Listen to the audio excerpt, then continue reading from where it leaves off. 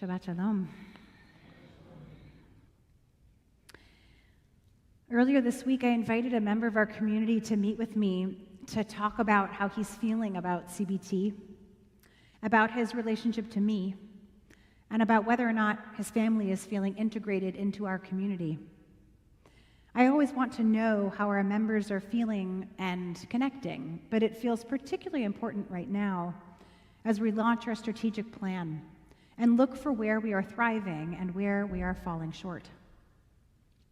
Some members of our community feel like this is their second home and that they breathe a sigh of relief when they walk through our doors. Often, others, our newest members, feel elated just at having found us.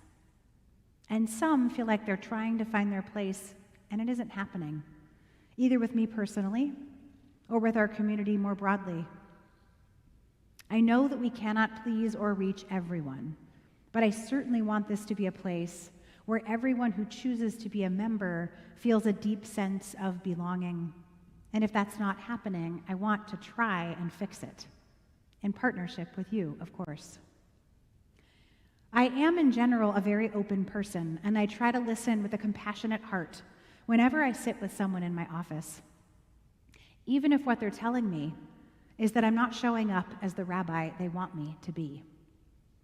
I've been here for 20 years, and I've changed and learned so much, in large part due to brave congregants who are willing to talk to me instead of walking away. It takes a lot more courage to tell someone directly that you have disappointed them than to say behind your back, or worse, to other members that you let them down, so they'd rather just go somewhere else. It's not possible to fix something that you don't know is broken. So I sat down with this man and listened to what he had to say. He told me that his son loves our Hebrew school and never once has objected to coming.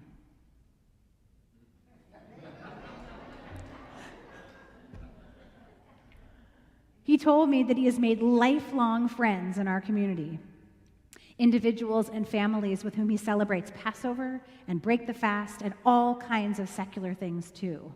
Yes, I thought, we're doing a great job.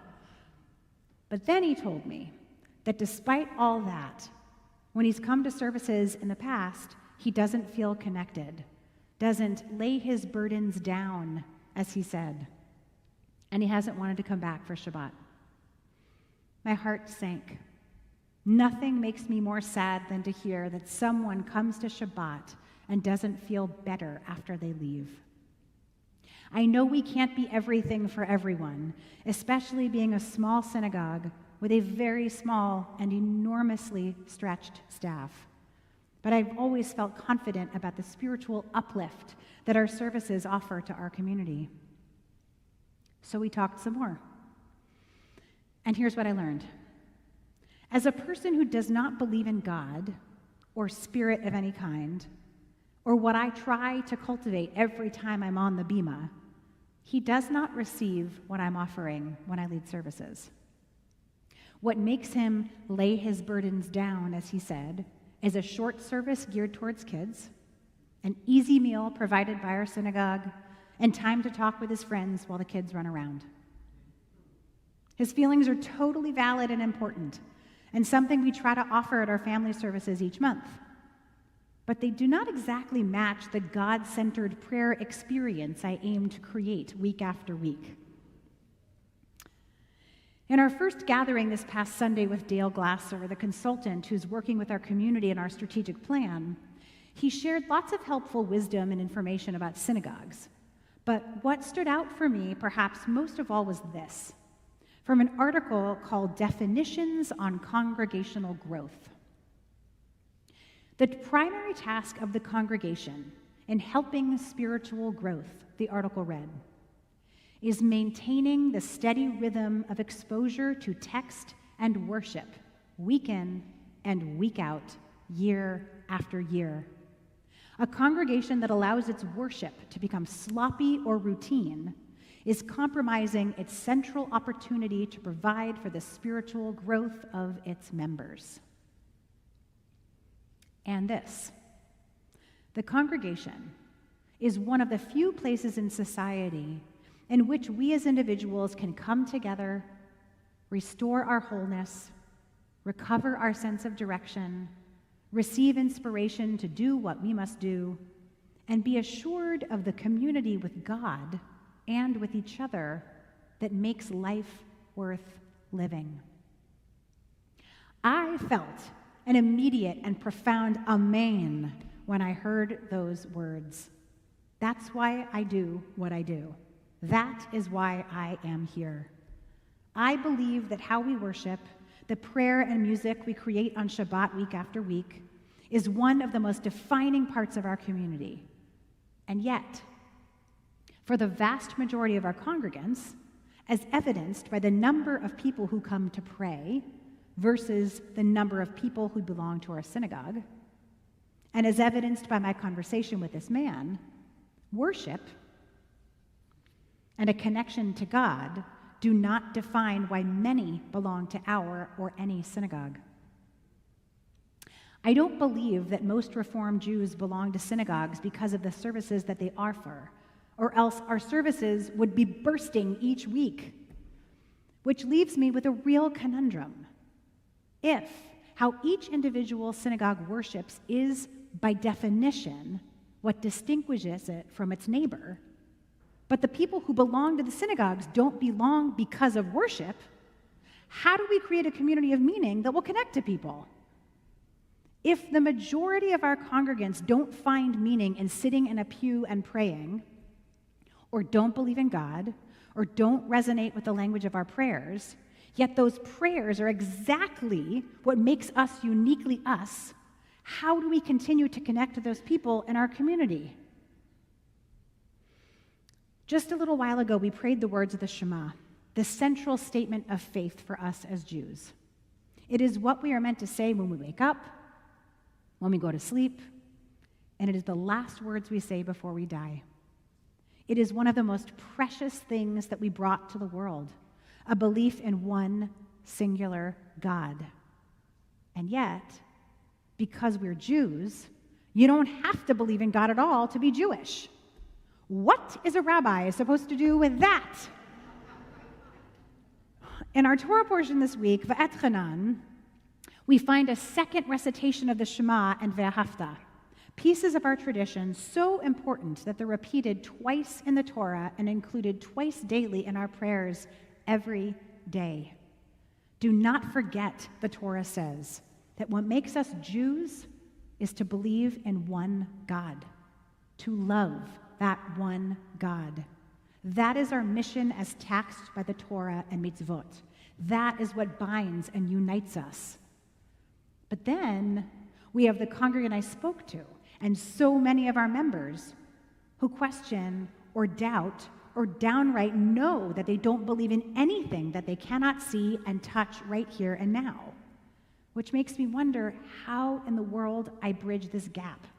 How do I create meaning for people who want to find it in a place where they don't feel connected or believe in the very thing I am offering? This question, interestingly, perhaps paradoxically, but here we go, you know me, makes me want to turn to my favorite Lutheran pastor for some guidance, Pastor Nadia Boltzweber. Although she's super duper God-loving and Jesus-y, she also writes a lot about doubt and questioning and raging at God, and I find her to be so incredibly helpful in times like this. So I looked for what Nadia might have to say about doubt and faith and community. And here's what I got.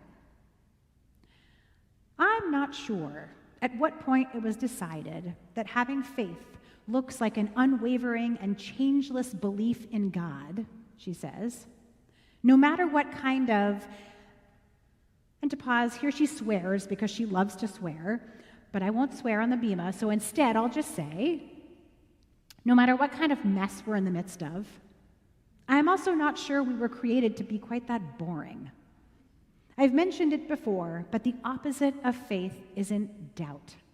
The opposite of faith is certainty. Once we know everything, we stop being actively engaged in the questions. So please know this. Feeling God's absence is a form of faith, as is doubt. So if you feel a distance right now when it comes to God or community, it might be that the distance you feel isn't between you and God. It's between you and the ideas you have had of God up until this moment, and that's different and more interesting and actually hopeful. Because sometimes growing in faith means reconsidering all of it. Our old ideas that might have worked for us in the past sometimes need an update, and that too is a form of faith. I want to repeat that last part because it speaks so exactly to what I'm wrestling with tonight. Sometimes growing in faith looks like reconsidering all of it.